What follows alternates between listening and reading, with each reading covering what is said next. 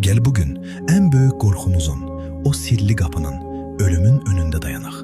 Ama korkma, çünkü elm bize deyir ki, o an hiç de sandığımız kimi qaranlıq, soyuq ve qəfil bir sönmə deyil. Əslində beynimiz bize hayatımızın en möhtəşəm finalını, kainatın belki de en büyük vizual şovsunu hazırlayır.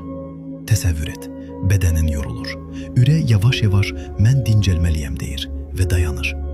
Qan axışı kəsilir, oksigen azalır. Amma maraqlı olan burasıdır ki, beyin əsl qəhrəman kimi öz postunu tərk etmir. Ürək dayandırdan sonra beynimizdə təxminən 7-dən 10 dəqiqəlikə qədər olan inanılmaz bir elektrik aktivliyi başlayır.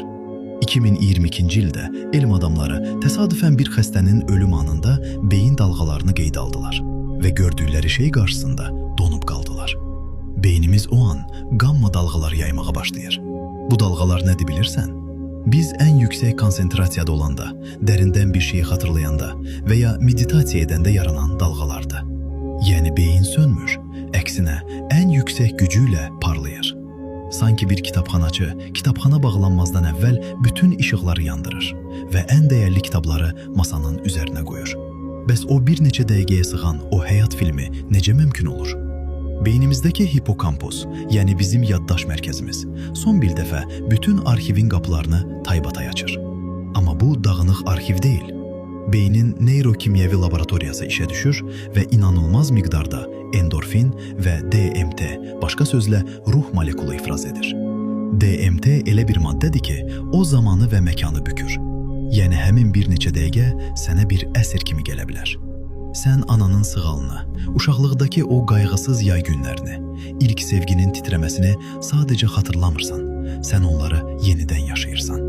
Beynin sənə deyir ki, bax bu yolu boşuna gəlmədin. Hər saniyesi, hər ağrısı ve hər gülüşüyle sen bir dastansan. Bəs sonra, bax burada kvant nəzəriyyəsi dövrəyə girir. Dr. Stuart Hameroff ve fizik Rosser Penrose'un Orch-Or nəzəriyyəsinə göre bizim şuurumuz beynimizdeki hüceyrelerin içindeki mikrotubullar dediğimiz küçük strukturlarda kvant seviyesinde saklanılır. Ölüm anında bu strukturlar dağılır ama şuur, yani o kvant məlumatı yok olmur. O kainatın ümumi kvant sahəsinə, o sonsuz enerji dənizinə yayılır.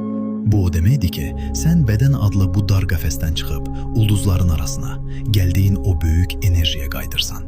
Biz ulduz tozuyuq ve ulduzlar sönəndə yox olmurlar. Sadece formasını değişip kainatın başka bir küncündə yeni bir işıq üçün toxum olurlar. Ölüm belki de bir son değil, sadece şuurumuzun formata salınması ve daha geniş bir reallığa oyanması.